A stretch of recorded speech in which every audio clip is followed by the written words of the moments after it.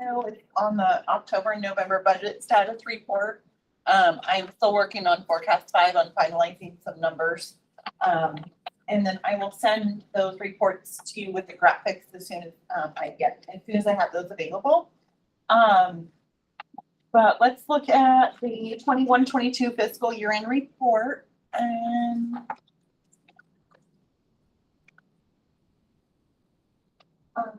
hey, Tyler.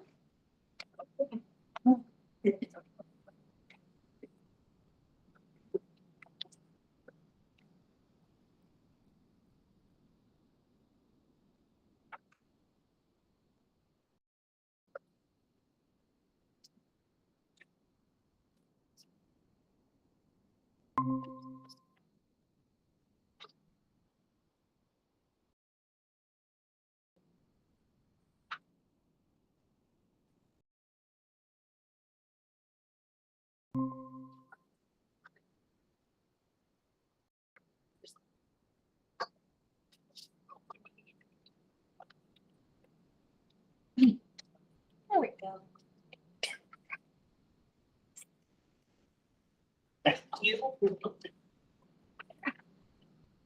So we know that our enrollment figures drive our budget, right? And last year we were budgeted at 1,861 students. We budgeted for a modest increase coming off of COVID, and our final enrollment ended up higher than budgeted. Now that final enrollment figure does include ALE, Running Start, and those other programs. It's not just the in-person instruction. Our greatest increase was in kindergarten. Think that a lot of kids came back from being at home. A lot of parents may have held their kids back and they decided to go ahead and send them in this year. So that's where our greatest increase was. High school enrollment was down a little bit, 6% to budget. A little movement there. So I'd like to look at the 1 year change in enrollment versus the 2 year change. Because if you look at the 1 year change from 2021 to 21-22, it looks like we saw some significant growth. But what you really need to look at is the 2 year change. Because if you look at the 2 year change, in some areas, we really just regained the students we lost through the previous 2 years. So we've regained some of those. Other areas we've decreased in enrollment, especially in MRPP. We've really dropped in enrollment there. So that's kind of a new change that we've been seeing. Bilingual looks like they took a big jump, 24%, but it is 3 students, so we don't have. It looks big, but it is 3 students, and it is growing. So. Special ed has been pretty much the same, although there are fluctuations within that program as well.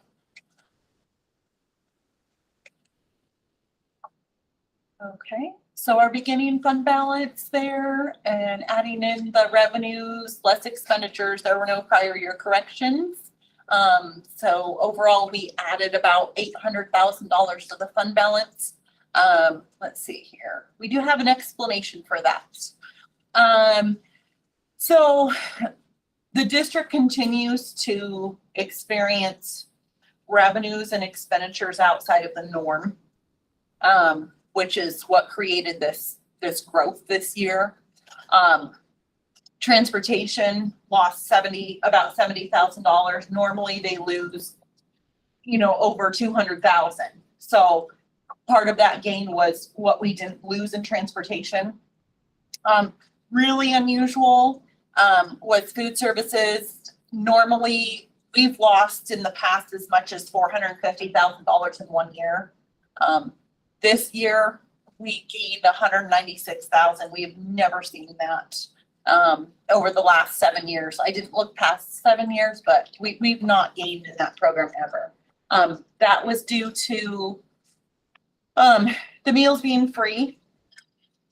So we had higher participation, but along with the higher participation, we had higher reimbursement rates from the federal government. So we had 2 increases in that program where our costs remained the same. Staffing was the same. Food costs were up a little, they were up a little bit. Of course, you had to buy more food, but overall net, you figure you can add about $400,000 right there from what you didn't lose and what you gained. And can I just make a point for our new board members and maybe for members of the community?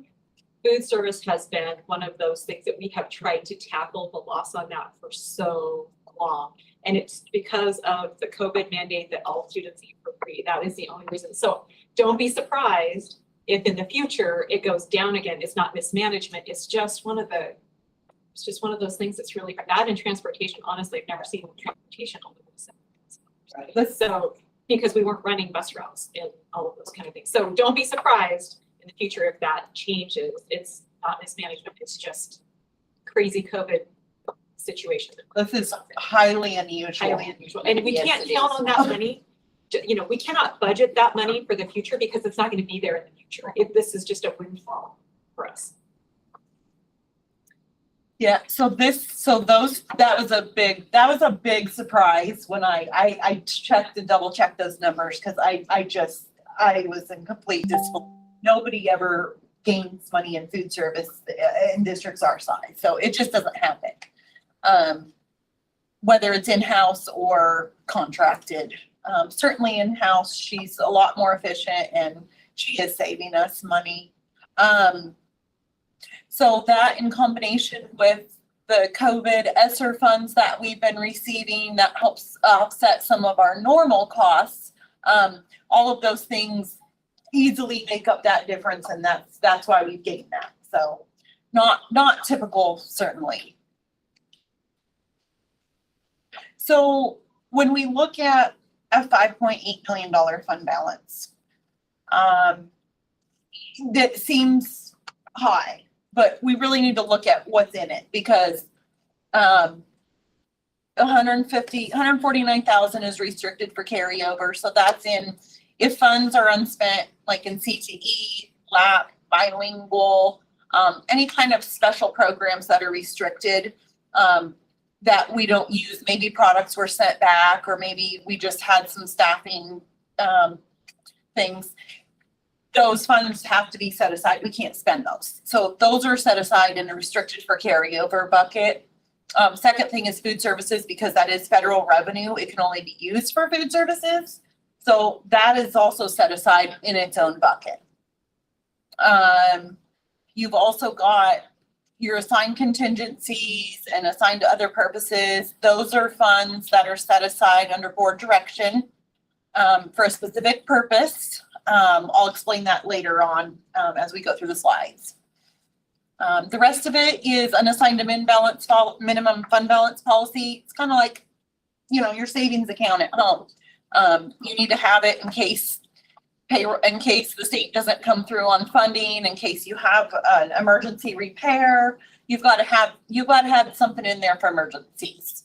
So that's always going to be there, and that's in another bucket. So we're really looking at, the whole being broken down into several categories of special funds.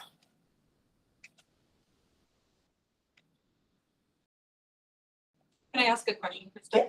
If you were to go on the OSPI report card, you don't see that breakdown. You see just the lump sum. Yeah, you should see the restricted for carryover, like for food services. Okay. But as far as the unassigned, all of that is not reported at the state level. That's reported at under my school district accounting manual.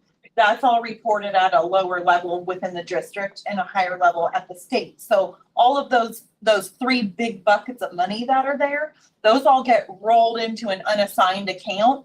So OSPI doesn't, because they don't direct how we spend those monies. That's a district decision.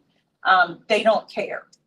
But it is driven by what it says in the school district accounting manual and how we operate things here and how the board directs those funds to be spent. So it could be deceiving if I were to go into OSPI, I would see one thing, and really that number is broken down into these categories. Yes. So Yes, because it's a local decision on how those funds are spent. That's not reported to the state.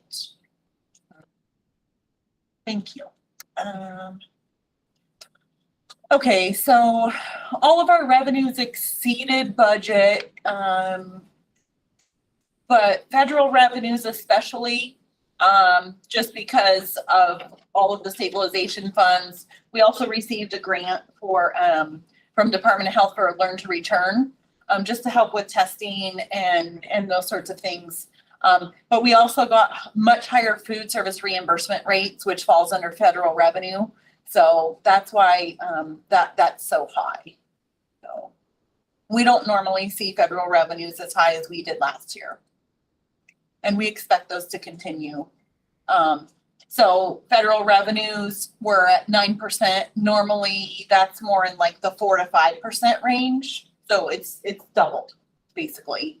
And then state and local funds, pretty normal looking there. Expenditures at a glance. So when you add up all of those buckets of money in the fund balance, you reach a percentage. That percentage is a percentage of your yearly expenditures is what that means. So we were within budget for our expenditures, salaries, and benefits last year. Let's see here. So we were within budget, but expenditures did increase by 7% this year, like all of our budgets did, right? Everything went up. So expenditures increased by 7%, revenues increased by 8%. The unique ending position of food services and transportation, along with higher federal revenue streams, has positioned us for sustainable quality instruction once our ESSER funds expire. Those will begin to expire August of 2023. That's the end of this year. And then next August will be the final payment for those. So, and those are on a reimbursement basis. So we receive those funds as we use them. We don't hold on to them. It's just a reimbursement basis. And those funds are being used in their entirety. Okay, so this is the fun part for me, is to kind of look in and see where are we spending? What categories are we spending? So we have, let's see, so 41% in certificated salaries, 18% in classified salaries, and 23% in benefits and payroll taxes. This is pretty typical for school districts to spend most of their money in salaries, because you're not spending money in turning inventory like you would be in normal businesses. So because we are more service-based, school districts do spend most of their money in salaries. Supplies, 5%, purchase services, 13%. Those are things like subscriptions, contracted staff members, those sorts of things. There were expenditures in travel and capital outlay, but it's so small in comparison to the rest of the pie, it doesn't even register.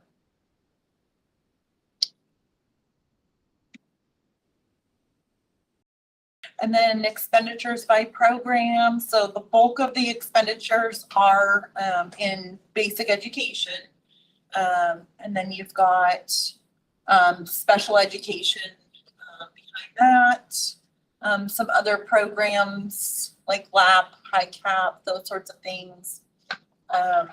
You all have the presentations, you can read those, but then also there's 24% in support services, which is administration, food services, transportation, technology, custodial grounds. So there's a lot of categories within that category.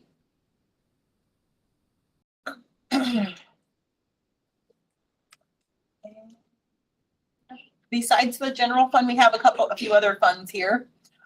So capital projects fund has restricted expenditures and really specific revenues. So our revenues for capital levy, voter approved and directed by the board, county impact fees, and a little bit of interest on investments. So this last year in capital projects, we had We purchased student Chromebooks. We have teacher devices. We did an audio upgrade up at Columbia Crest to make that more equitable to the rest of our schools. We converted a couple computer labs to classrooms, because now that we're one-to-one, we did not need those computer labs. They weren't really being used for that anymore. And we were able to convert those into full classrooms to accommodate our growth and enrollment. We also did a renovation at Weyerhaeuser in the portable there we converted the portable from a dry portable to a wet portable. So the students had facilities there as they needed them. So those little ones, kind of hard to, you gotta have a bathroom in those portables for them. Let's see. So we started with $643,742.49, and we ended with a little bit less than that. So we had quite a bit of revenues and expenditures going out of there.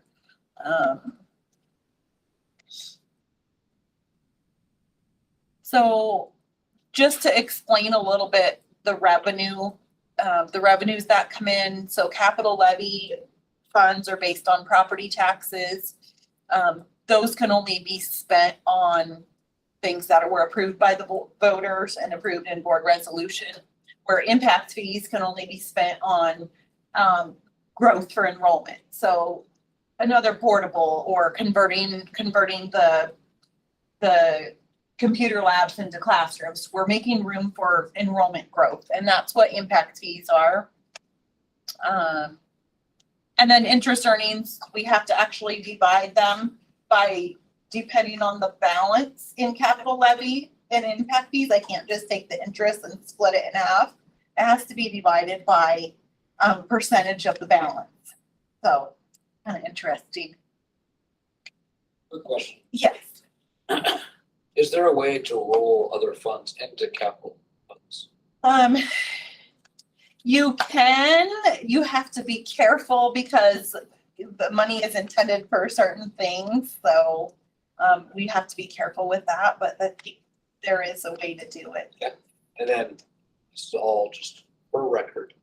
The next question is there a way to request additional capital funds for specific projects? So through the grant process, we actually have a grant right now that I talked to our facilities manager about looking into emergency repair grants, construction projects, the SCAP program. So there are other revenue sources, and oftentimes the expenditures that we incur do come out of grant funds. So yeah.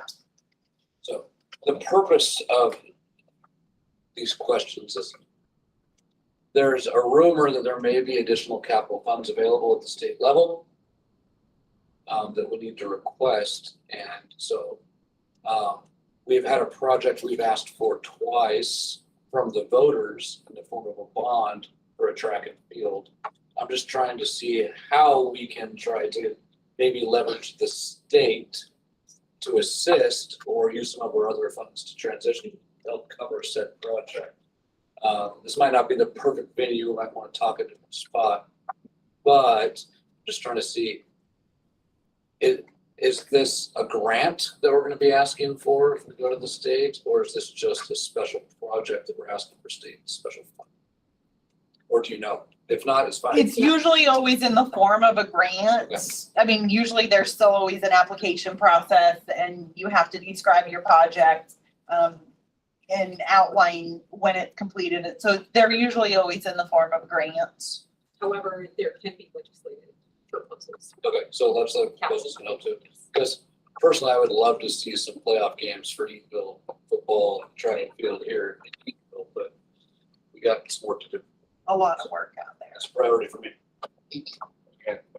So with that being said, for the grants part of it, I know Yelm, they got a lot of help for their turf field. I know that's, and I could be incorrect, but what I've heard is they got help from either Seahawks or some big program in a sense. Would that also be a grant And is there a way that we could maybe talk with Yelm School Board or whoever got that in process and going to see what steps they took? I've got you. Okay. I'm already chasing this exact path for you. Okay. I'm just, for the record, stating kind of what we can and cannot do. Okay. But this is one of my special projects, so we're chasing this one out. So we do have an update, because we're now in 22-23, but I wanted to provide an update. We are in the process of getting bids and evaluating our camera systems and our entry systems for key card access. So that was one of the things that we had presented when we went out for levy. That was a priority for us, is safety and security. And we are in need of some upgrades now. We are. So we're going through that process right now, and it sounds like we're really close. So that's to come. And that would be taken out of levy proceeds. We wouldn't be able to take that from impact fees. So that's where we're at today. Debt service fund, kind of boring, not a lot happening here, but still paying off our bonds from the buildings, from our building renovation. 2008, I wasn't here then, so revenues to pay those off, local property taxes, we do take timber excise taxes on occasion, and then interest on investments. Our expenditures, we pay principal and interest twice a year. So 2 payments ends up being $2.3 million, and the revenues offset that. So again, not a lot happening in debt service. ASB, there's always a lot happening in ASB. So revenues are fundraisers, athletic games, ticket sales, donations, those sorts of things. Expenditures, we can only spend ASB money on CARS activities, so cultural, athletic, recreational, and social activities. A lot of people don't realize that ASB funds fall under the same rules as general fund, that they are public funds and they are restricted on how you can spend them, and they go through a special voting process. And they are student-led, so the students drive the decisions on how that money is spent and how they're gonna fundraise and those sorts of things. So the balance here is actually collective of the high school, the middle school, and Columbia Crest all together. So we'll have a breakdown on the next slide.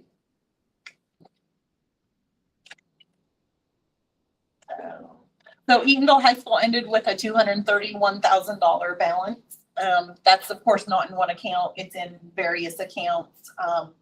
Football, basketball, wrestling, any of the clubs, general ASB, ticket sales, all of that makes up that balance. So middle school, they don't have, as many activities, so 24,851, and Columbia Crest at 8,200.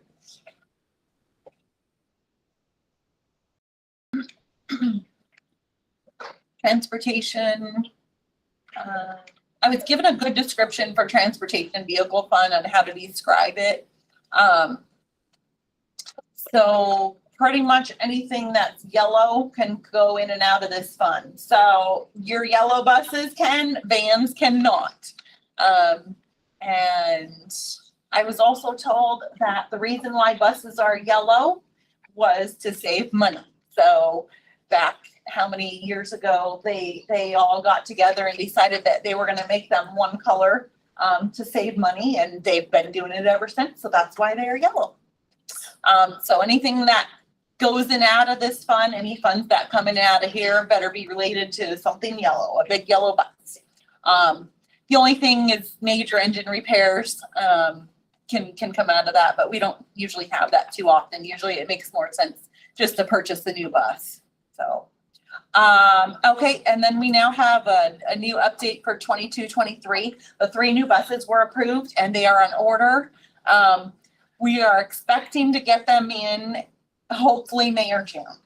They're quite a ways out, so crossing our fingers that we get them before the end of the fiscal year. So that ending fund balance of 567 will now be a lot less than that.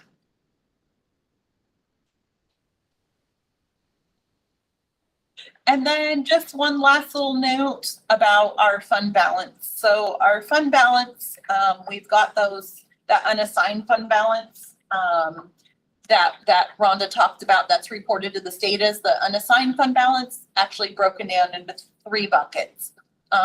2 of those buckets are assigned contingency funds and assigned to other purposes. So since the onset of the pandemic, districts have been receiving federal support, COVID money, COVID grants, ESSER funds, comes in a variety of grants. But they all kind of fall under the same name, ESSER funds. As these expire, not this August, but the next August, what we're hearing is that school districts will be faced with what they are calling a levy cliff. Or not a levy cliff, I'm sorry, there's also levy cliffs, but this one is an ESSER cliff. So there's a lot of chatter around, a lot of districts that are starting to panic because of ESSER cliffs. This means that many of those districts will be faced with difficult decisions that they will have to make to balance their budgets. That could mean a wide variety of cuts in a wide variety of areas. Very unique to Eatonville. As I have talked to more and more people, I'm finding that it's more and more unique that back in 2021, the school board did recognize that we would have a lot of funds coming in from the state and federal government to help. And that eventually the state would not have any more money to give, and that would end. We would then be faced with having to figure out what to do.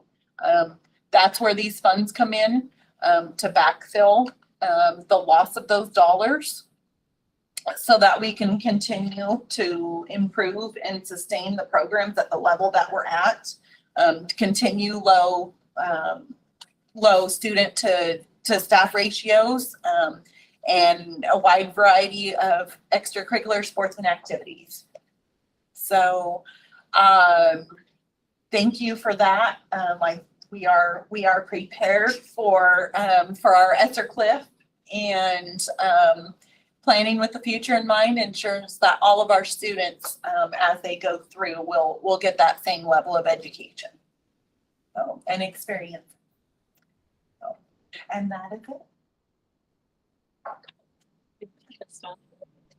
Having lived through the 2008 recession and the cliff that we faced at that time and the deep, severe cuts that we had to go through, that was really painful. And so it was really important that we didn't face the same thing coming up through COVID. And so I'm very grateful for, although at times people didn't understand the philosophy, it was that we want to be able to sustain education for students without deep, heavy cuts like we had to go through in 2008. It was brutal. It was one of the hardest things I've ever been through. So I'm grateful that we are in a position where we'll be able to maintain and not be looking at the same financial devastation that we did in the past. Also, I'm certain that we'll probably be having recessionary issues on top of COVID, but at least at this point, we're planning for the future. So thank you. We are certainly a leader in districts because not all the districts recognize that this was going to happen. So. Okay, we're gonna switch, I think, right? Am I up? Okay, so my name is Kim Henley, for those out there watching and for anybody in the audience that doesn't know. I work at the district office. Oh, I don't need that. No, yeah. I work at the district office front desk. I also am the assistant for Sally for teaching and learning. And one of my major things at the front desk and things that I take care of in our district is all our transfers for our kiddos.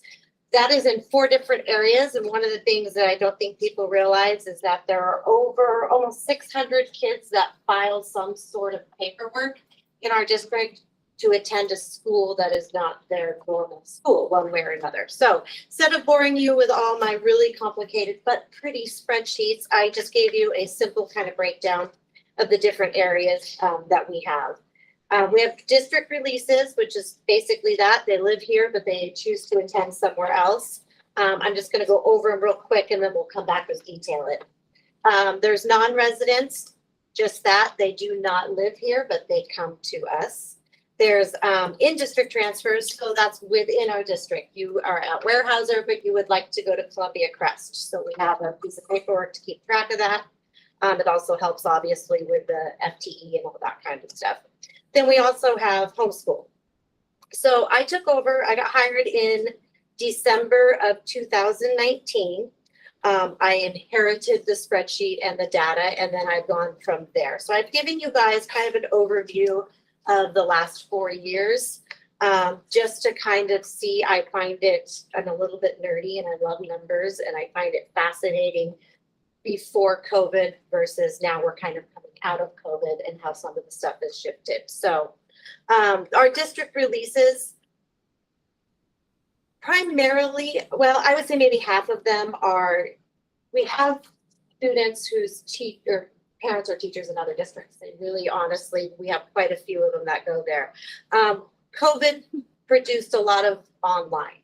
So now we have quite a few kids that do online. Obviously, in the 2021 school year, it bumped up pretty good. There were 69 kids that lived in our district that chose to do online programs.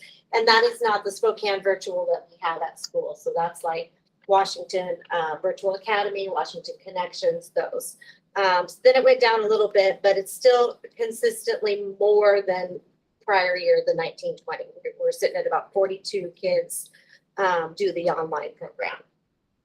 Non-residents, if you'll see in the non-residents, obviously the number of Yelm, Morton, and Bethel do not equal the total. Those are our main pots. We have some kids that come from Ording. We have a couple of kids that come actually from Auburn because we have a teacher that lives there.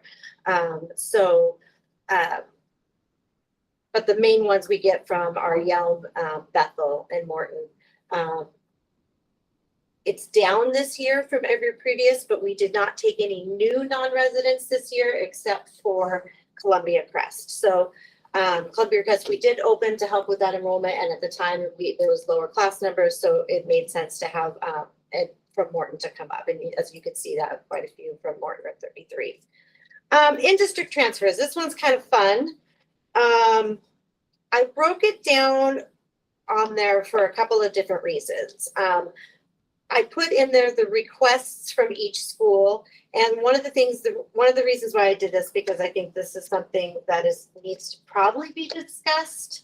I know I get a lot of feedback from the community. For example, in the 22-23 school year, out of the 154 total, 58 of those requests came from CC. They wanted to come down here. 36 of that 58, they live in the Hamner Springs development. So when we did a boundary change 10 years ago, it was before Hamner Springs development was fully developed. And when we were talking about what to do with Columbia Crest, they said, well, let's pick a area that's not fully developed yet. When people move in, they will be told that this is their new school that they have to go to. That communication never happened.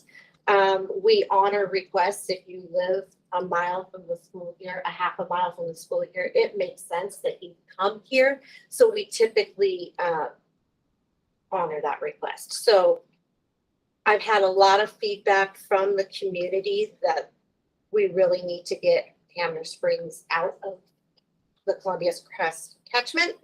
I said that that's something that needs to go to the board because I know that's a bigger discussion. So I just put that number in there. The other thing from the middle school, when you see a high number of transfers from the middle school, they have the Eatonville Online Academy. That's technically a different entity, so they have to do a piece of paperwork.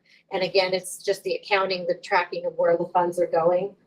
So it's not that they're leaving necessarily Weyerhaeuser Eatonville Middle School to go to Columbia Crest, although there are some that do.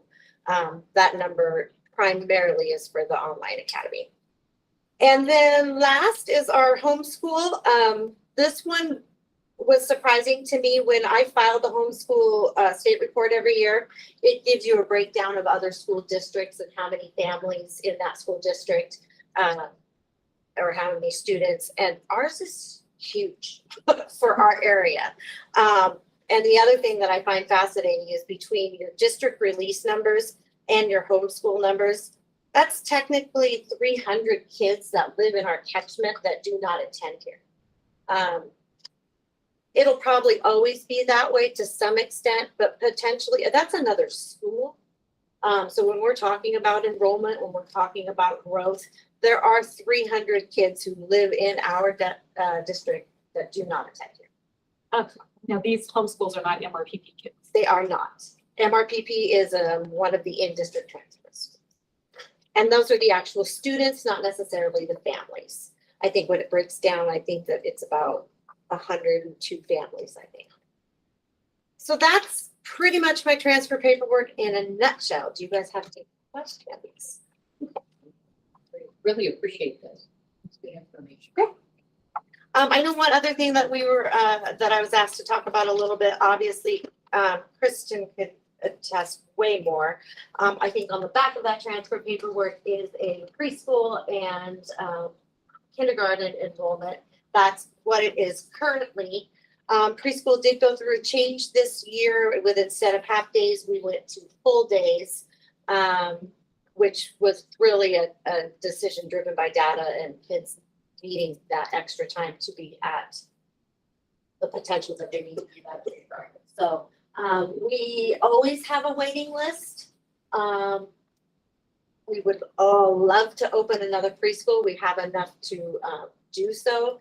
It's just a matter of being able to facilitate that. And again, Kristen can talk way more about that. I just have the enrollment piece of it, so. Okay. Anything else? Okay, you're welcome.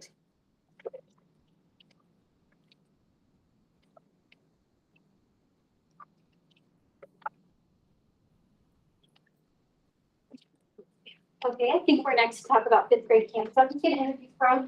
My name is Allison Bursla. I'm the principal at Columbia Crest. And I'm sure if you attended overnight camp as a fifth grader, you probably remember it to this day. I was a sparkling starfish at Camp Sisters. I remember my cabin like it was yesterday.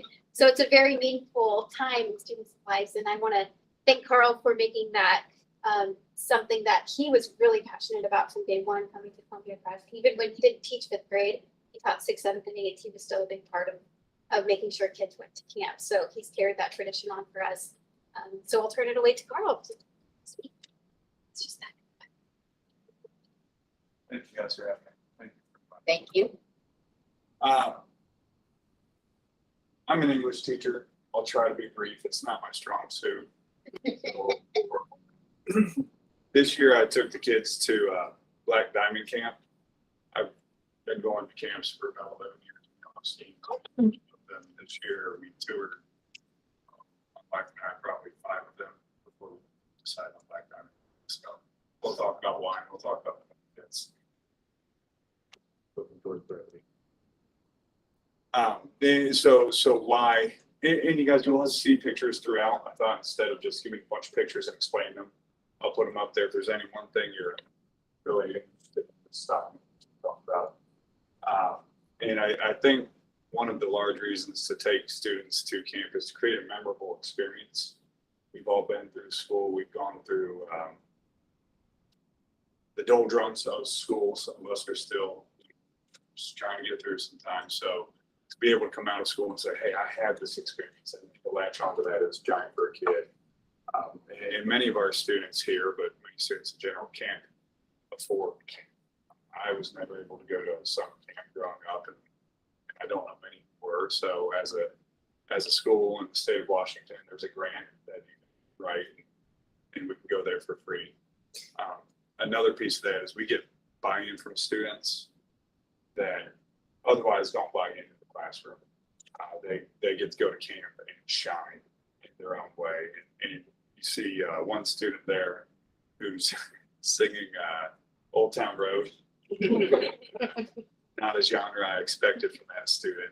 And we even had a chaperone who got up and played the fiddle and quite the repertoire. So it's great for students to have that release that they don't otherwise get in classrooms. I can ask a question. Do you think that the opportunity to go to camp helps kids behavior in the classroom? Absolutely. Yeah, and I'll speak to that in a little Okay. bit.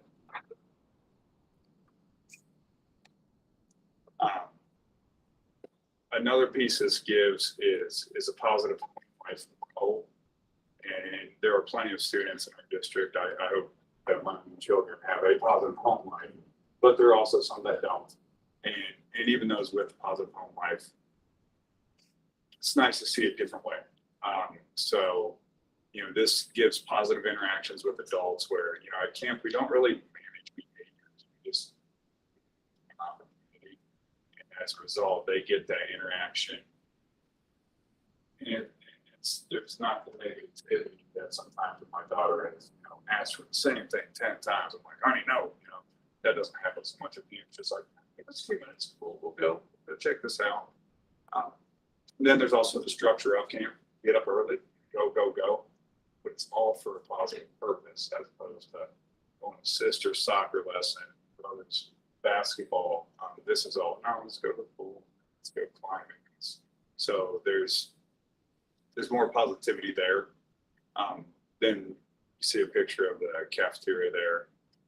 We get to have family style meals, which whether students have it or not, it doesn't happen in a school building. There's no police past potatoes. There's no manners taught whatsoever. And it's critical. I noticed coming back from camp, our 6th grade students, yes, sir, no, ma'am, yes, please, thank you, things like that, it can be a little heavy to teach in the classroom. Try and get those standards, try and pass that SBA. So it's nice to slow down a little bit and say, please. So no, I'm not giving you the potatoes. They're going this way. And you can have a little fun teaching those things.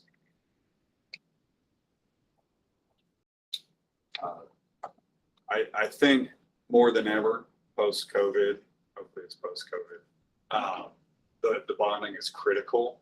And that was a big reason I chose the camp I chose, which I'll get to a little more later. But, you have the students bonding with each other. They missed out. When they were home, you might have a small group of students who live in the same neighborhood who got to bond. But, you see the pile of children on the couch. Many of them had not ever really spoken to each other, much less laid on top of each other. And then you have the student to teacher, when it's 4 a.m. and I got a kid who came out of his block, is scared or whatever it may be, occasional bedwetter. It's amazing to be able to step up for that child, be that support. That I've earned their trust forever as a result. And then the student to chaperone bonding is another piece where you've got community members who have no real ties to these students, but now they've got someone for the rest of life they can turn to and say, hey, you helped me through this hard moment. I know I can trust you. I know that there are random people in our community that look out for us as a student, as a child. So overall, the support network for every student who goes to camp is exponentially expanded from all age groups. And it's hard to quantify the value without seeing it firsthand, but you do see it in the classrooms and you see it in the community as well. That picture in the far bottom right, you can't see it, it's a zip line with they get buckled into seats. They had zip lines that were like 40 feet up in the air, and I was like, I won't do that. So I didn't think a lot of kids would, so we did these. So why specifically did I choose Black Diamond Camp? Evaluating that camp versus probably 6, 7 other camps, 5 of which I toured this summer. And it really came down to outdoor education versus team building. I thought this year, all years, I wanted to lean towards team building. Most camps have some team building aspect, but nearly all camps lean towards outdoor education. Columbia Crest kids especially, and we get our hands in the dirt. We the outdoor education piece.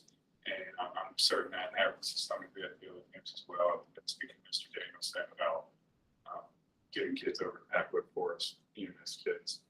So I know it's happening, but in this scenario, I thought, hey, we've got science classes, we've got earth sciences and things of that nature. So let's take this opportunity to learn to each other, how to push each other. So we looked at team building and problem solving, particularly in high controlled risk and high stress situations. You know, trying to figure out how to make another 5 feet when you're 30 feet in the air with a harness and a helmet is an amazing feat for a child who's otherwise sat at a desk. So that has a large payoff, I think, when you get back in the classroom. Susie and Billy help support each other at 30 feet in the air. Thank goodness for that. The grant process, this is the boring stuff. It's the meat and potatoes, though. You know, how we get there. There's the Washington State grant. It's fairly easy. I included the link. Not that it does a whole lot of good. I'm not going to click on it. But essentially, there's a bill that was passed that said, "Hey, let's get our kids to outdoor camp. Let's get them all for free." Now there is, they give low-income schools preference. It is somewhat first come, first serve, but you know, we jump on that first. Eatonville checks those boxes. Our kids can all be going free if we decide to push for that. And then the process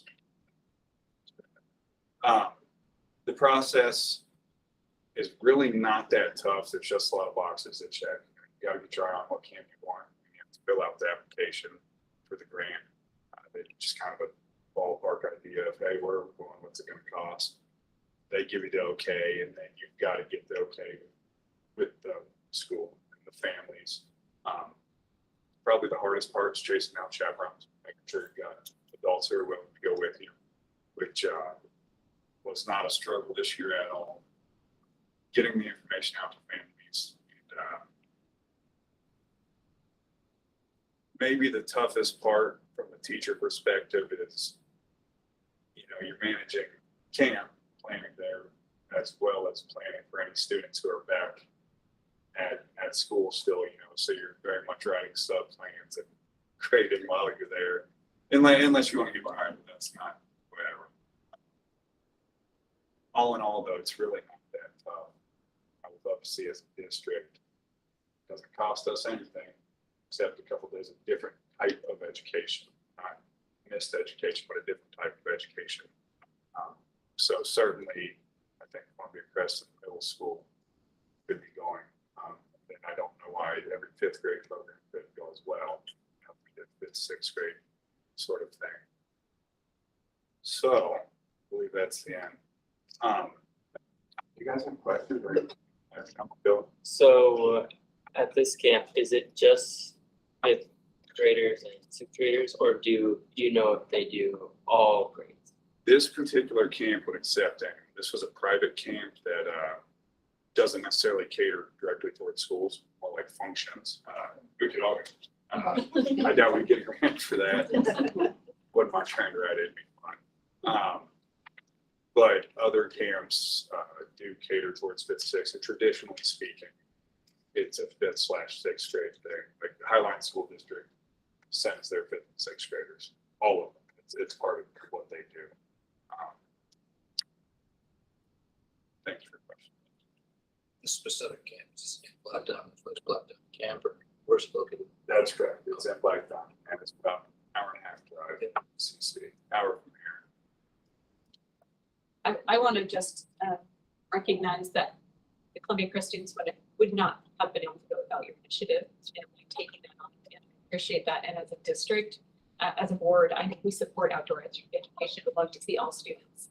And we were uniquely placed in that class to support those kids, and we appreciate that and hope that other teachers see your example and follow that example, especially when this new opportunity with the legislation that provides the grant. That's great.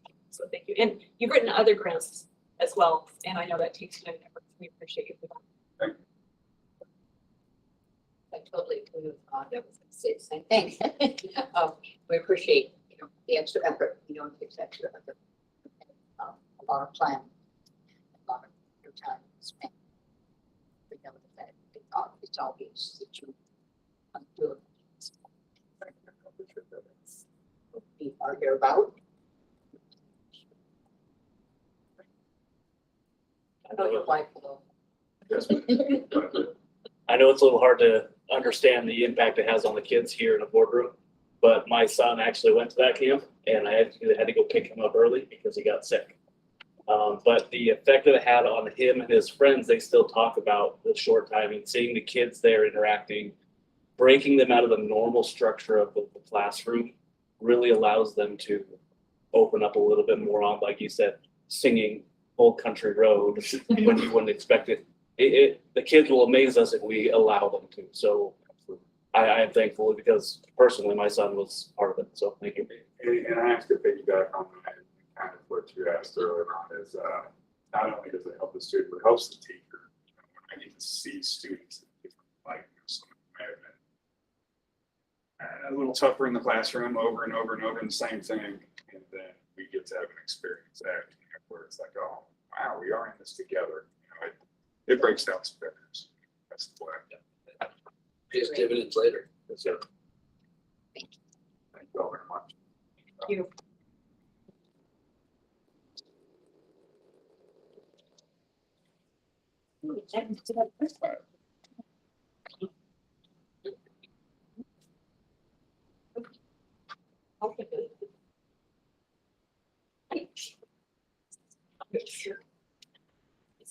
Okay, you guys ready?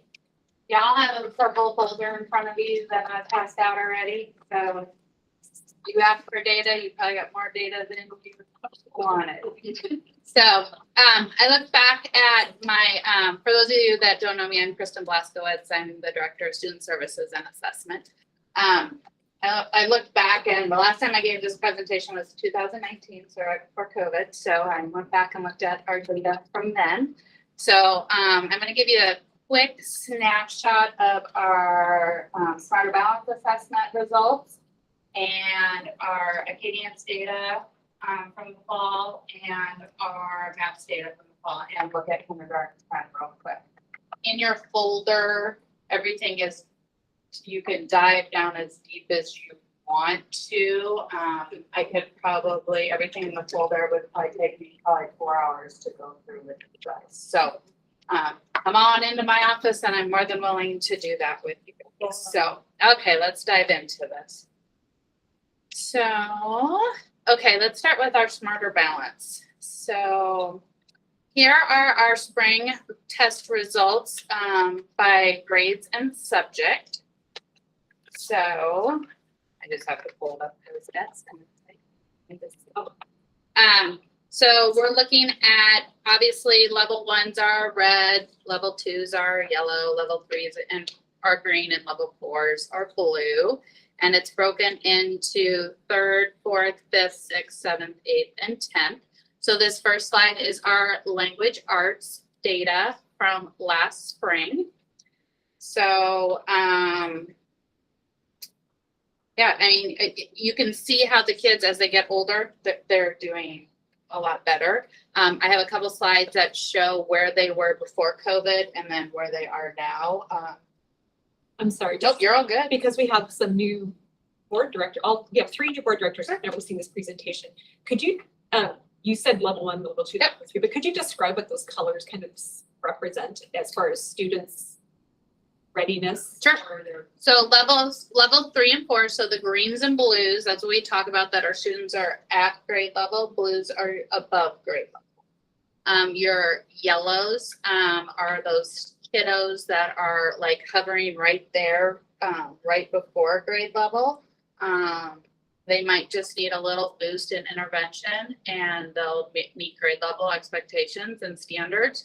Your reds are your intensive kids. Those are the kids that really need some intensive intervention to get to that green level. So you betcha. Okay, so that is ELA. And then this is our math data. So a little bit different. Our third graders did better in math than they did in ELA. So we looked at that. But you see the trend here is going down a little bit. So this is just our latest. This is last spring. Is- Yep. I've got a couple other slides. Yep. So this is just last spring. And you have to remember in the year of 2021, we did not do SBAC testing at all. And that was because of COVID. We were all on that. So the whole state, we just did not do it back then. So we made up that testing in the fall of last year, and we'll look at that a little bit. I have a couple slides on that. So this is science.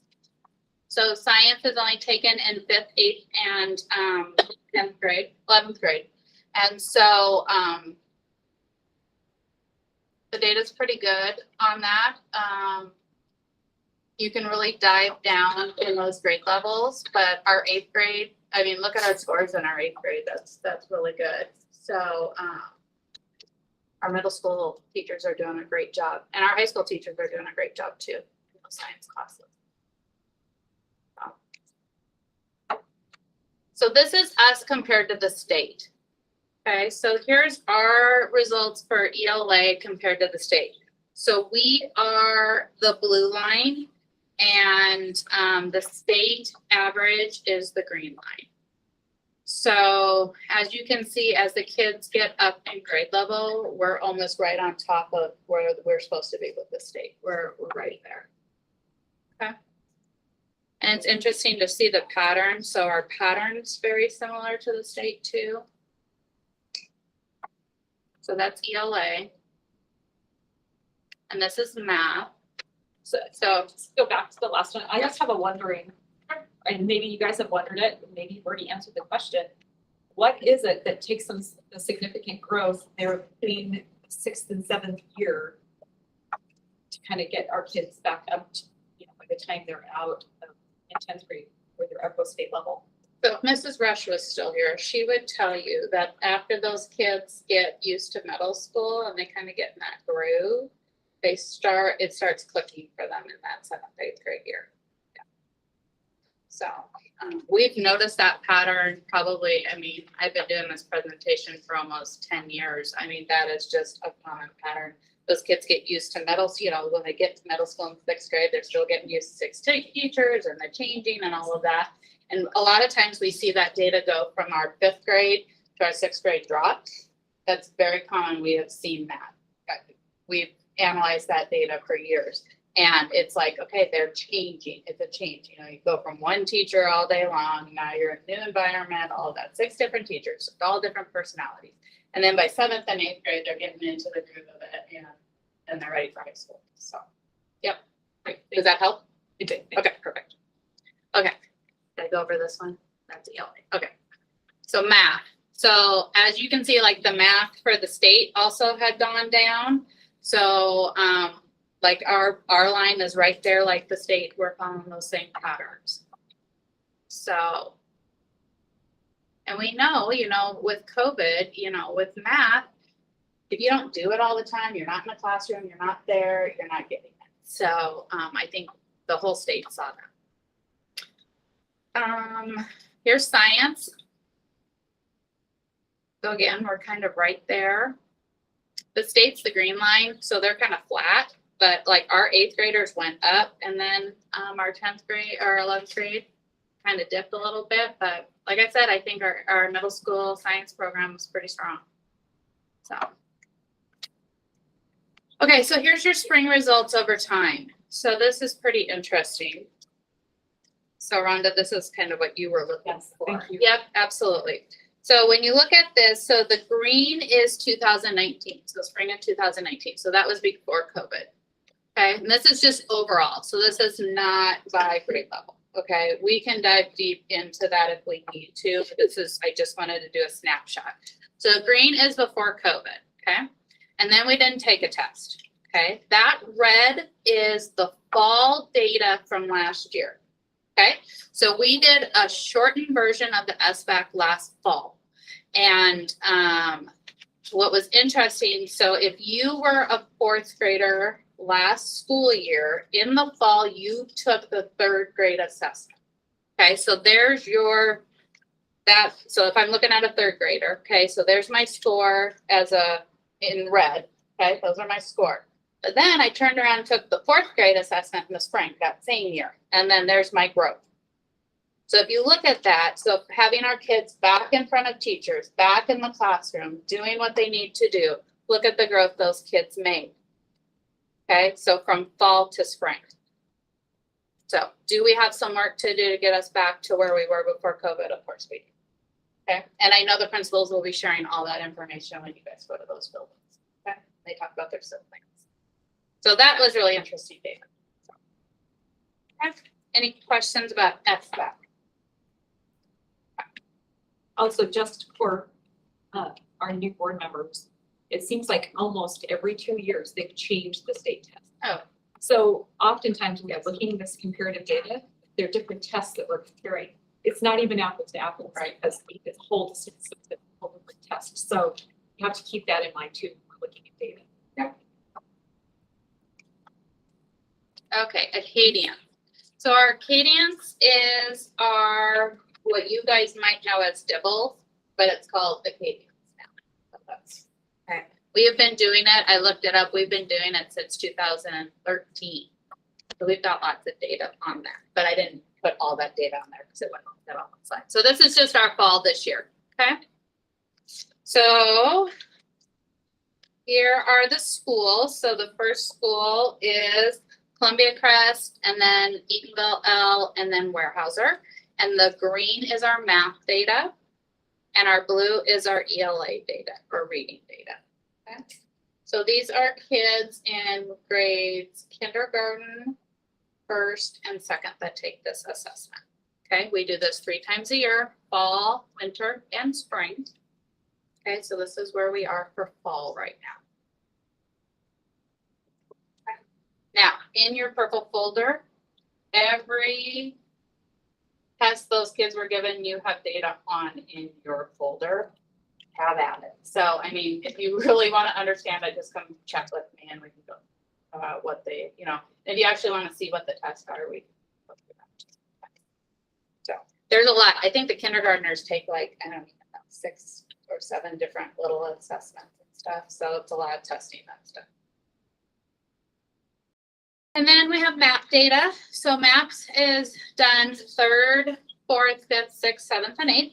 And again, this is our benchmarking data. I looked, we've been doing that since 2013 also. We started at 13, 14. And this is just a snapshot of how kids scored this fall and their projected outcome proficiency on our SBAC data. So what the map system does is correlates that so we can see where kids are at and kind of predict how they might score on the summative assessment in the springtime. Okay. So when you're looking at 3rd graders on their like level 1s, so there's about 33 kids that might get a level 1 on the spring assessment. That's what it's from what their scores were this fall. So that's interesting data. And all the, you know, the principals have, you know, access to all this data. They look at it. I know like Tim at the middle school was looking through all the data today and was asking questions. So, I mean, I know they're sitting down and doing that with their staff, with their kids. So, okay. So that is math. And we have ELA. Also, again, this is just projected proficiency on the SBAC in the spring. Okay. And then we're going to talk about kindergarten readiness. There's a chart in here. So here's our trend. Okay. So this is from 2000, I think it's 13. Yep, 13, 14. So it starts. So that's when we started looking at kindergarten readiness. Okay, and those are our WA Kids assessments that we do in the fall for all kindergartners. Okay, and but it's really interesting that big dip on the right, that was right after COVID. our kids coming back, are they ready for kindergarten during COVID? Then the last data point is last year, so when we came back, and that's when our kids made that huge jump. So, and that is also, when she's talking about preschool, adding more preschools. So we're seeing those jumps too. So the more preschool programs we have for kids, the more we're getting them ready for kindergarten. And I think we need to recognize that, before the state funded that, we prioritized that as a district. Yep. And I really like that data point that shows that Yep. it's making a difference with our kids, because now the kids who come in ready to learn have peers that are also ready to learn. And so we're lifting our whole population, not just those students. Yeah, and looking at that dip right there, that's when you heard Kim talk about, well, we made the change to go to full day preschool, that's why. Because we were looking at this data and we said, yeah, we got to be doing something else. They're not ready. So, yeah, that's a little bit of assessment. So also in your folder is the assessment calendar for the whole school year. You have that there that the principal shared that. And like I said, you have a whole bunch of data in there that you can dive in. We tried to break it down by school and then by grade level, so you can kind of pinpoint stuff if you have any questions. Allison and I were looking at the maps. They have a new feature this year that's really cool that it's interactive, so you can have your data up and you click on it and then it pulls the kids. So let's say it was like a level 2 and she's looking at 4th grade math, let's just say that. She can click on that data point and then it pulls all those kids' names. So then you can do your intervention groups that way. We were looking at that the other day. So, you can really get down and pinpoint it. So, yeah. You guys have any questions? There have been resources, ESSER funds that have been put into some of these, seeing the data points or kind of supports or extra accommodations that were put in to support students. So I think the buildings are using those funds in a variety of ways, and I think they'll go through with you guys when you guys go up to their buildings. I'm not going to speak for them because I think they'll use it different ways. But they're using this data to help really drive that work. Yeah. Yep. Thank you. Okay. Perfect. Thanks, guys. That was good stuff. I'm good. It's good information. Haven't seen that in a long time. Well, we really I love haven't it. had it for a long time either, because we don't And test, I'm we don't learning have how it. to actually read these graphs, so thank you for. Yeah, so if you want more, I have a lot more I could have gave you, but I tried to just narrow it. Prioritize. Thank Thank you for that too.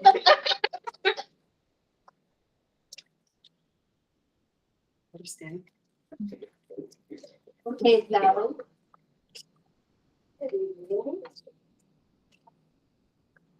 So I'm here to talk about our iGrant Form Package 217, our highly capable program and plan. I'm going to be working on that on committee, and I'll get to that as we go to the slides.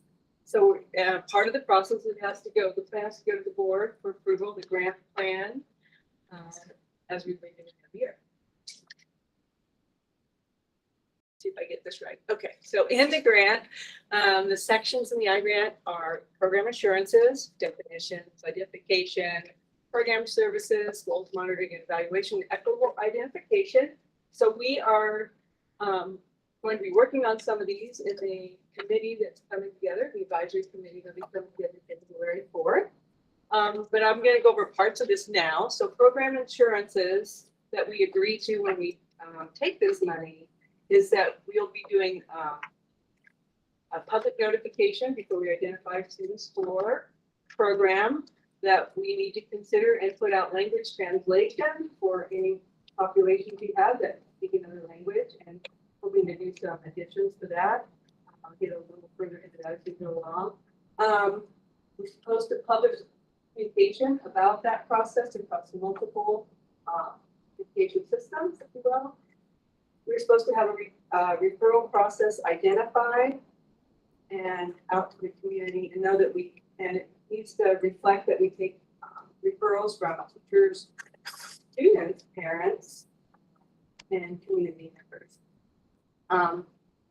That to be in the program or to test students for the program, we have to have parent permission and access and to start the program. We have to have a document process updated on our website. And we're gonna be using the committee process to look at that data. So those are the things that we assured you when we say yes to these funds.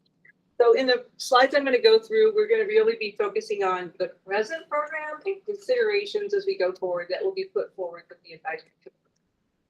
So just quickly in the grant, we pick the definition that aligns to the state. We have to define how we identify a highly capable student. I highlighted key words because there's a lot of words in this, but that help us identify students who could be eligible for highly capable programs based on the definition. They are students who perform or show potential for performing at significantly advanced academic levels. And we'll be talking more about this in committee as we look at the expansion of this program. They learn with an unusual depth of understanding, small print for where I'm standing, and then another highlighted area is increasing levels of abstraction and complexity, thinking, and how they work toward tasks above chronological age, and they make unusual connections among ideas. So our current programs, we have a K-8 highly capable class at Columbia Crest that's currently serving 35 students. I heard those testing going on this week, so that number could be going up. We serve kids K-8 that go up on Wednesdays. That classroom is broken out into 2 grade bands. The younger kids are coming one Wednesday, so they alternate, and the older kids are coming next Wednesday. So they're getting 2 days a month at Columbia Crest all day.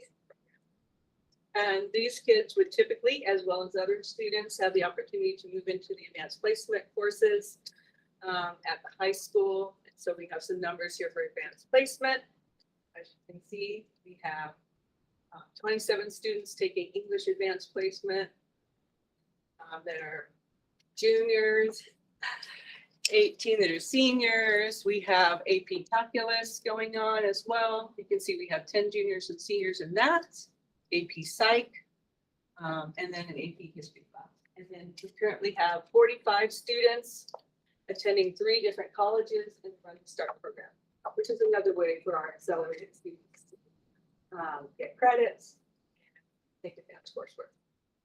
Let me ask a question. I understand we have the pull-out for 6-8, but also I'm thinking way historically, there were opportunities for advanced, maybe a higher English class, higher math, or walk to the high school program. Things that are still offered to our middle school students. I understand there are a few that still have the opportunity to step up a grade. And we have a few students at the elementary that we're doing that with, who might have advanced skills and might go to 4th grade math, instead of being in the classroom. So it's small, very small.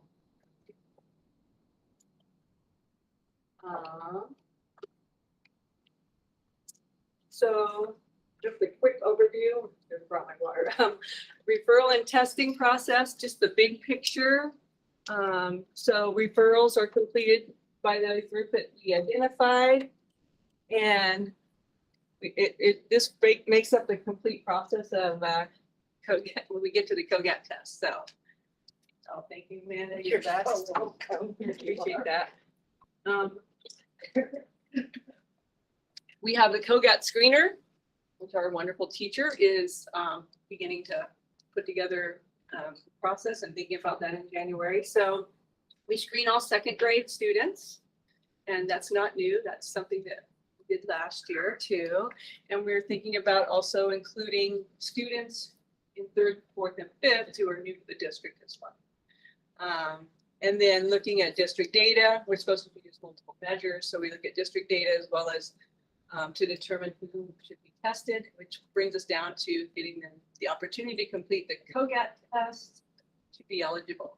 So placement decisions are made on multiple data sources, and the green box up, you can see that, are used when making placement into highly capable programs, which include COGAT, teacher rating scales, district and state testing. Can I ask a clarifying question?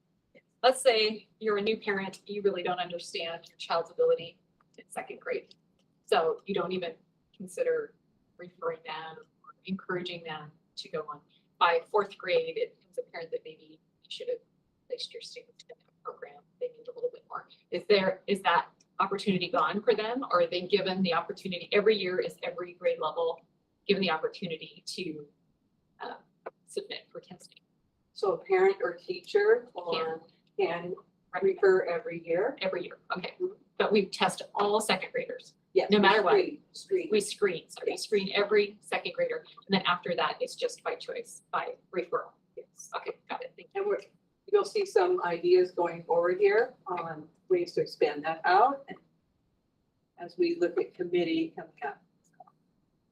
So just a little more information about ability testing. You can see that as we look at ability testing, that's the COGAT.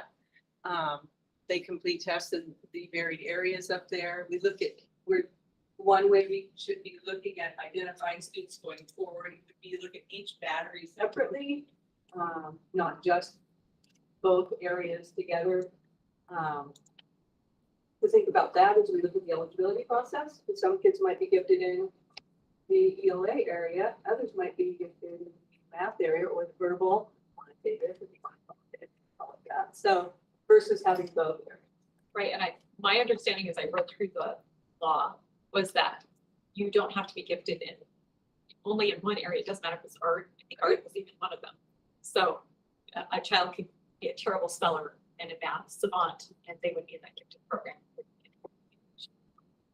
So it doesn't have to be the whole child. Yeah. It could be art. So, and then using the latest test version, we're making sure we are going to be advancing to COGAT 8, which is the latest test.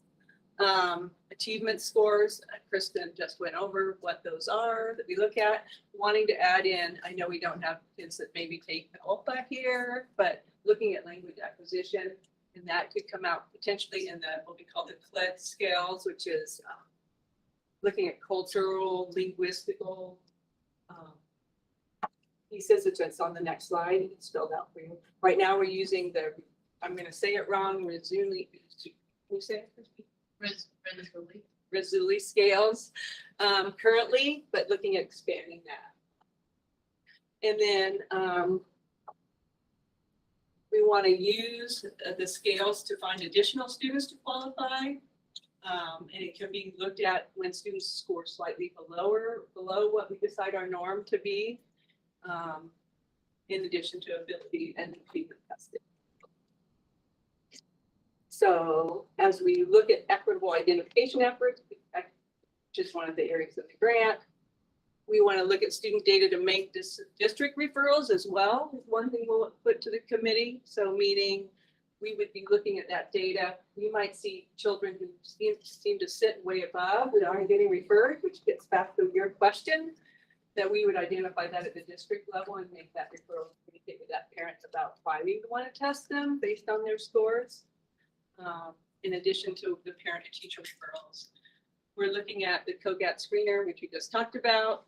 Also looking at providing some tutorial to second graders before they take that screening, because I believe they're doing them online. So some of them haven't had the keyboard yet. So it's another way to prep them before they have that experience. And that helps us eliminate some of those false positives, false negatives that you might see for a child who gets that opportunity the first time. Additional, going forward in the future, the committee will talk about additional training and calibration for staff on referrals, so they have a clear understanding of how to identify highly capable students in their classrooms. And then looking at no caps on the number of years a student can be referred, right? So they can refer as many times as we want. Usually hopefully kids who are right on that cusp, that we communicate out to the parent that, yeah, just right there. We really want you to refer your child in for next year to make sure that it's if they don't make it back in. And then review data on student groups.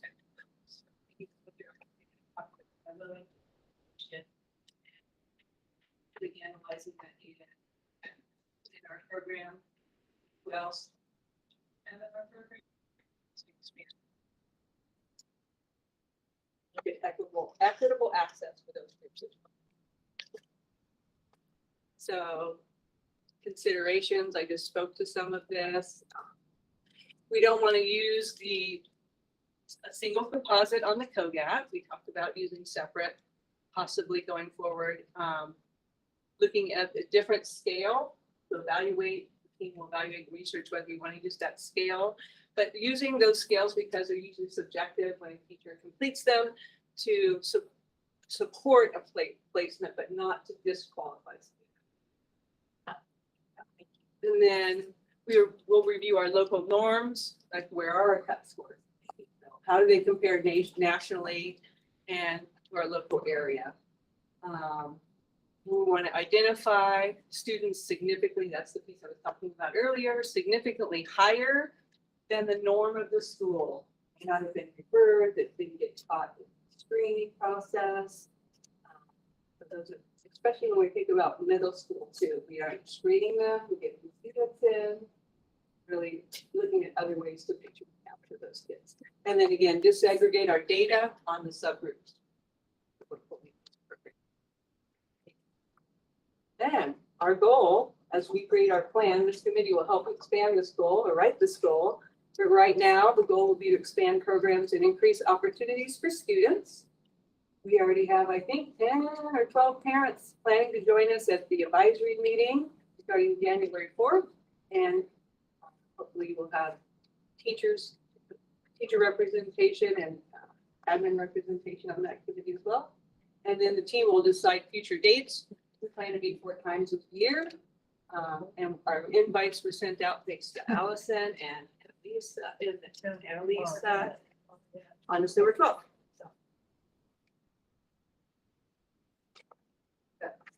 Sounds like you've got a good plan for it. That's right. Yeah, looks like we're gonna be able to get more kids. Great, thanks, Sally. Thank you. That's fantastic. Thank you. No unfinished business, so we're moving on to new business. Consider approval of the revised calendar.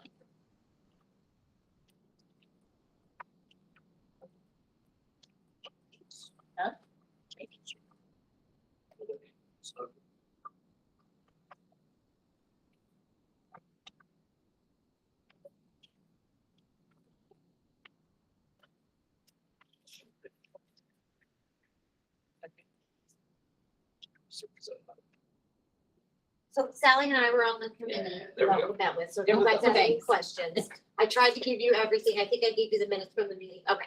I didn't know if you guys had.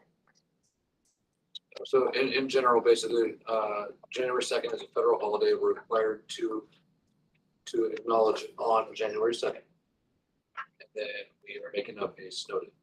Correct. Okay, And so that's what the proposed calendar is, just trying to say out loud. yes. Okay, That's a proposed calendar that does not address any additional snow days that may happen. We will have to deal with again. okay. Okay. Your motion to approve? So moved. Wait, so, Which one? wait, yeah. 3 options. There's Yeah, three oh, options. 3 options. Yeah, so I'll give you a proposal. So option A was the favored Majority, yeah. option, and that gives 2 days at the end of the calendar year. So, I know that you surveyed teachers. Did we do any survey of parents? We did not.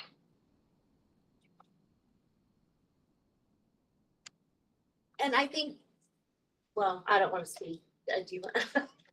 So, yeah, we were looking at this as input and following past practice, is my understanding. We surveyed teachers, I don't know, we surveyed community.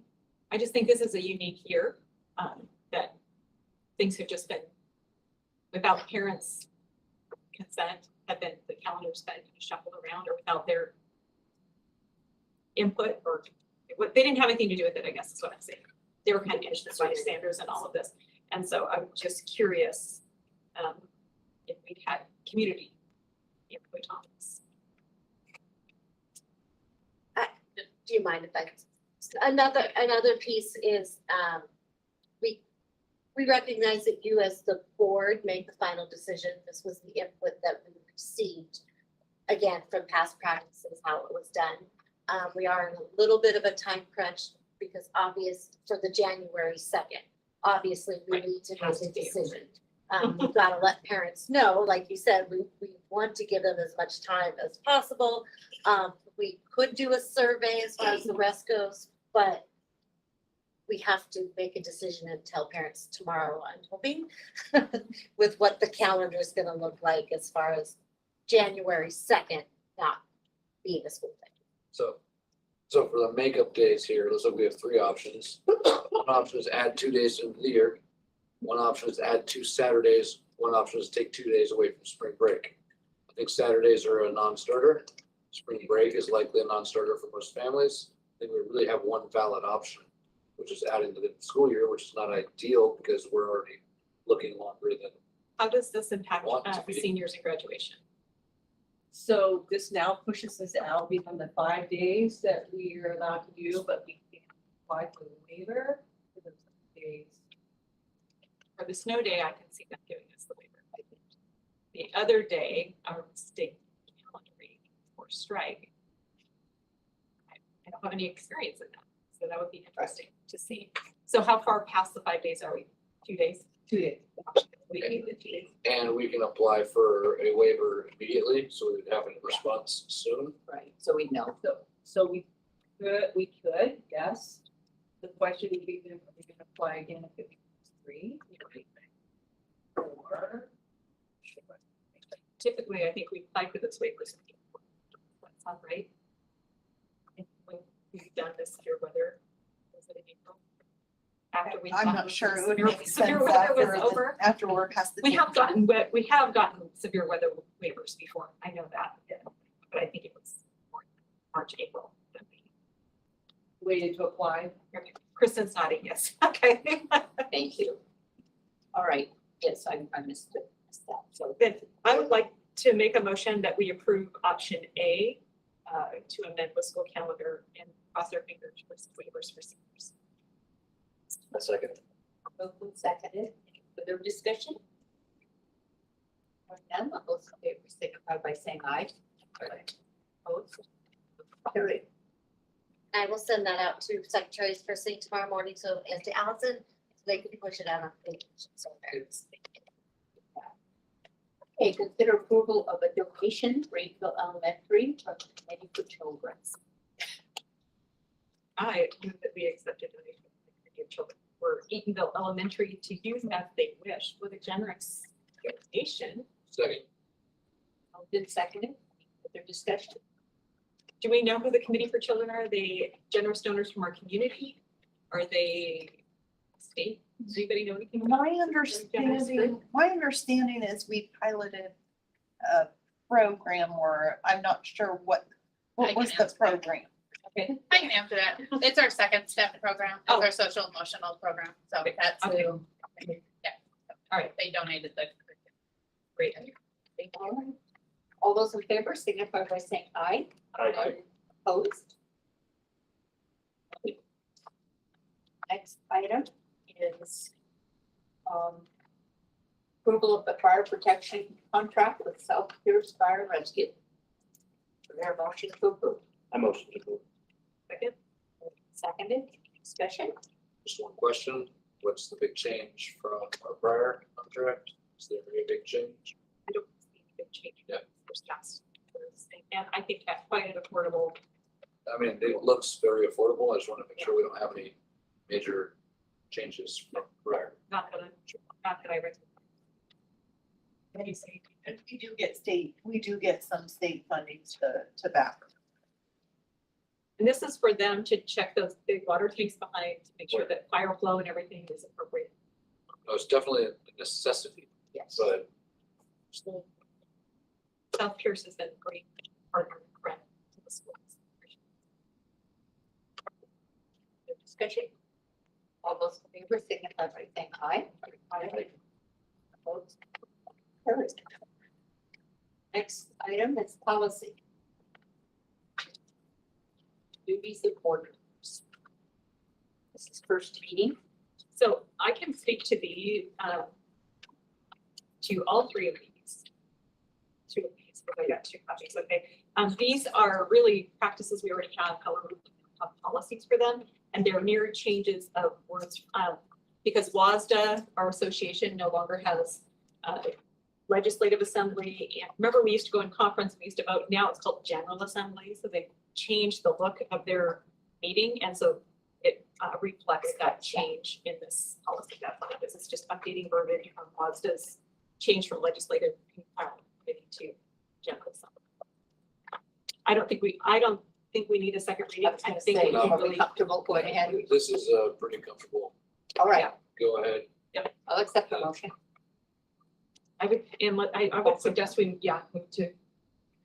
Combine them. Yeah, I move that we consider approval of items. DD. Get a second? A second. Seconded. Further discussion? Hearing none, all those in favor signify by saying aye. Aye. Opposed? Okay, we'll go on to Sally. Superintendent's comments. All right, we've got a lot of things going on around the district, a lot of great activities. Starting with holiday concerts. Most of our schools this week were performing in our high school. Had the opportunity to attend the Eatonville Elementary one on Monday night. Jason Hunter, shout out to him and his outstanding instruction with our students and wonderful performance. We have the middle school concert happening tonight, and then high school tomorrow. Chance if you can. Right. Hopefully you'll get the chance to attend that. We have Holiday Spirit Week going on around at multiple schools. It's enjoying those activities. They vary from school to school and what they look like, from dressing up to crafts. And other things happening at the high school. I also want to recognize that we have Honor Society students inducted, 44 students, sophomores to seniors this year. So that's exciting. So, Allison's education. I wanted to mention, we had a Native American storyteller at our elementary schools. There was positive feedback on social media regarding that. We had a couple of teachers commented that, so along that vein for our kids. Are we partnering with the tribes, with the Swally tribe at all on that? Or are those ESB funds, or how are we getting the storytelling? So that storyteller, let's do some of our native dollars, right, our Title VI. And Dorothy Apple, the coordinator, is connected in the program, brought her in. And I was doing it very well.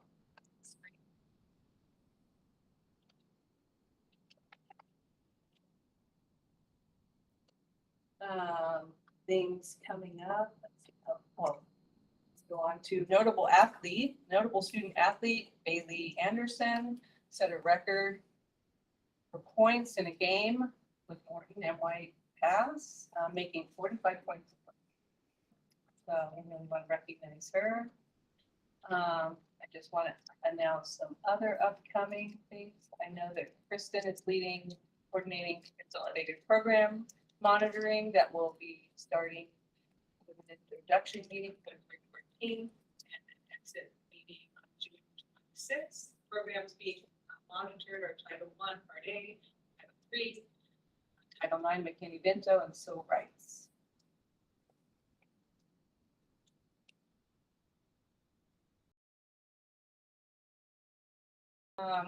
Noting that EMS has established a building PBIS center for students as needed for behavioral and academic support. So that up and running, they're excited about their work with that. At the elementary buildings are also planning. They're in the planning phases of their Title I family nights coming up. Warehouser also has started third grade swimming classes. And I know we've had other grade levels come up to the high school for swimming as well, starting at the beginning of the year. Warehouser is noting that students have collected more than 150 boxes of cereal for their family center.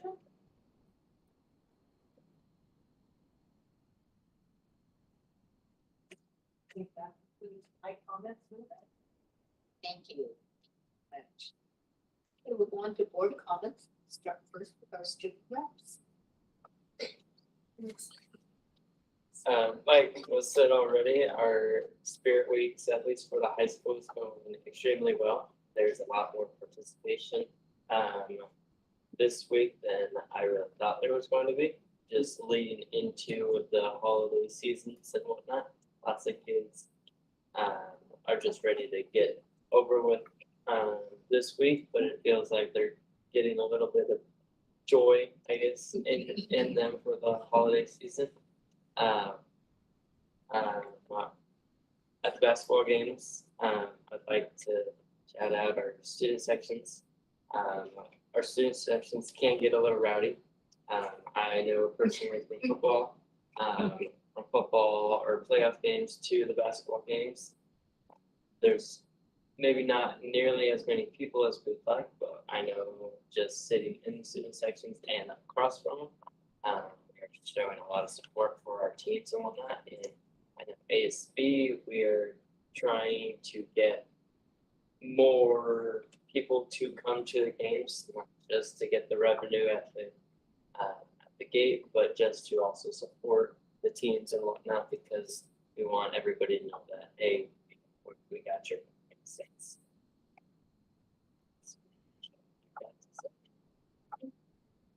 I would say it's been pretty good so far.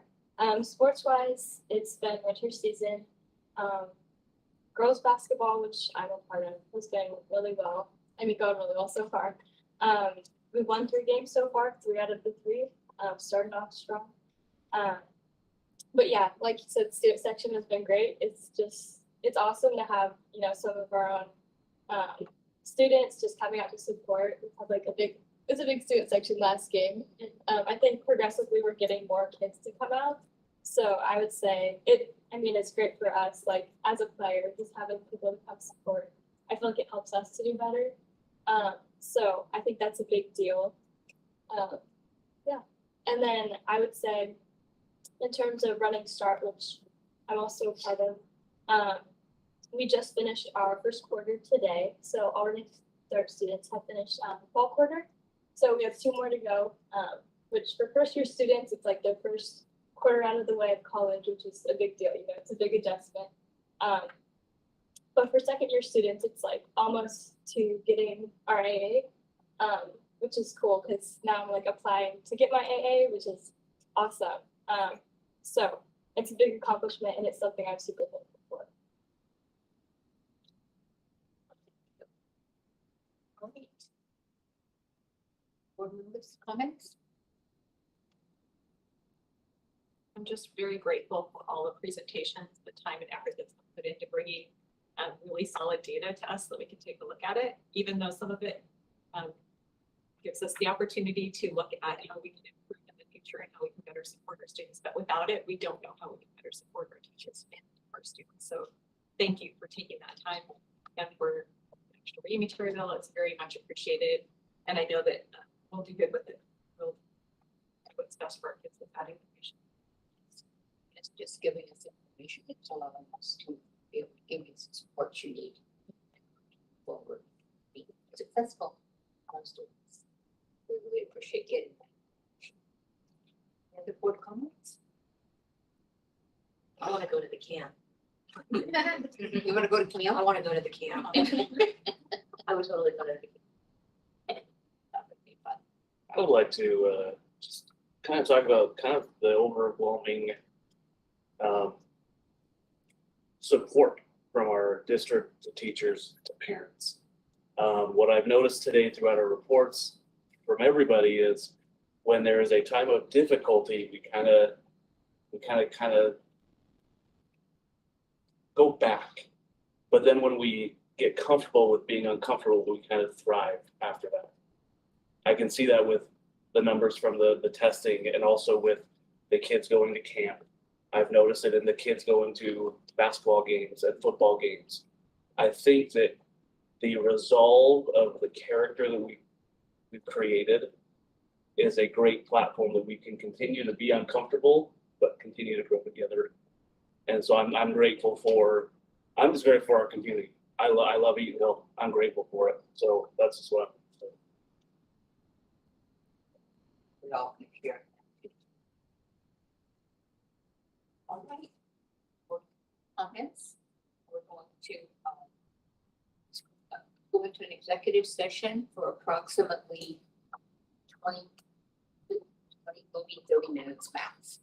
And action taken afterwards. The adjourning the meeting. following that. Thank you all. Merry Christmas, everyone. Merry Christmas. And thank you to everyone.